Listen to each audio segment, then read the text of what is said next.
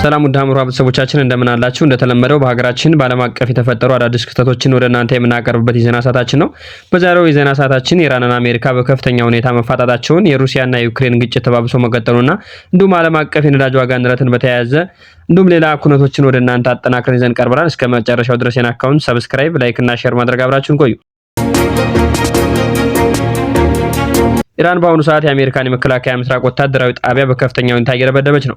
የኢራን ሚሳኤሎች ላንቃቸው ተከፍቶ የአሜሪካና መካከለኛው ምስራቅ ወታደራዊ ተቋማትን እያጋዩ ይገኛሉ። የአሜሪካ ኃይልም ቢሆን ኢራንን በመቀጥቀጥ ላይ እንደሚገኝ ታውቋል።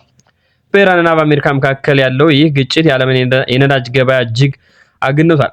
እንደ CNN ዘገባ ከሆነ የሰሞኑ ግጭት ተከትሎ ዓለም አቀፍ የነዳጅ ዋጋ መለኪያ የሆነው ብሬንት የተሰኘው ድፍድፍ 4% ዋጋ ጭማሪ ማሳየቱ ታውቋል። በዚህ በአሁኑ ሰዓት የአንድ በርሜል ዋጋ $79 ደርሷል ተብሏል። አሜሪካ ነዳጅ አምራች ሀገር ብትሆንም የሰሞኑ ጦርነት ተከትሎ የአሜሪካ የሀገር ውስጥ ነዳጅ ገበያ 3.4% መጨመሩ እንደተዘገበ ይህ የሲኤንኤን ዘገባ አክሎ አመላክቷል።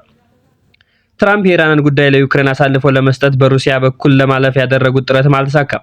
የአሜሪካና የመካከለኛው ምስራቅ የጦር ሰፈሮች በኢራን እየጋዩ መሆናቸውም ታውቋል። በኢራንና በአሜሪካ ጦርነት ዳግም ማገርሸት የተነሳ የዓለም አቀፍ የነዳጅ ዋጋ መልሶ ማሸቀብ ጀምሯል። በተመሳሳይ መልኩ ዩክሬን ግዙፉን የሩሲያ ነዳጅ መሰረተ ልማትን አንድ ባንድ እያወደመች የሩሲያን የነዳጅ ኤክስፖርት ቀጥ አድርገዋለች።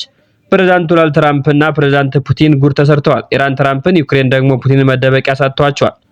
በዩክሬን ድሮኖች ምክንያት የሩሲያ የነዳጅ ማጣሪያ እየወደሙ በመሆኑ ሩሲያ ነዳጅ ለውጭ ገበያ ማቅረብ ይቅርና ለሀገር ውስጥ ፍጆታ ማግኘት ራሱ በእጅጉ ፈትኗታል ነው የተባለው። ሩሲያ ለተሽከርካሪዎች ነዳጅ ለማቅረብ በኪሎሜትሮች የሚቆጠሩ ሰልፎች መሰለፍ ግድ ብሏቸዋል የተባለው። ይህ እንዲህ እየሆነ ያለው በዓለማችን ትልቅ የነዳጅ አምራች በሆነችው በሩሲያ ነው። የሰሞኑ አዲስ ጦርነት ተከትሎ ኢራን በአሁኑም ቢሆን በሆርሙዝ መልሼ ዘግቼዋለሁ ስትል አስታውቃለች።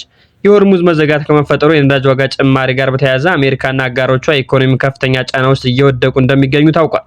ኢራንም የፈለገችው ይህንኑ እንደነበርም ተንታኞች ይናገራሉ። የአሜሪካና የዓለም አቀፍ የነዳጅ ዋጋ መጨመር ኪሳቸውን እየነካው በመሆኑ ይህንን ጦርነት ትራምፕ ጎትተው አመጡብን እያሉ ነው።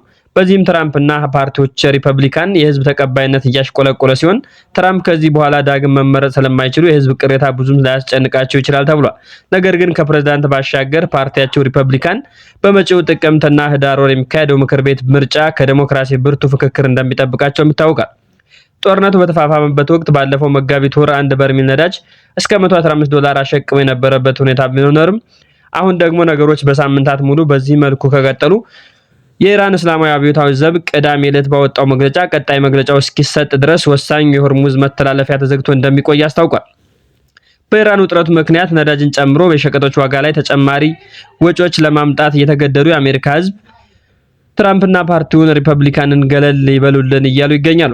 የዲሞክራሲና የኢራን ጦርነት ለራሳቸው የፖለቲካ ትርፍ ለመጠቀም የሚንቀሳቀሱት መንገድ ቀላል አይደለም ነው የተባለው።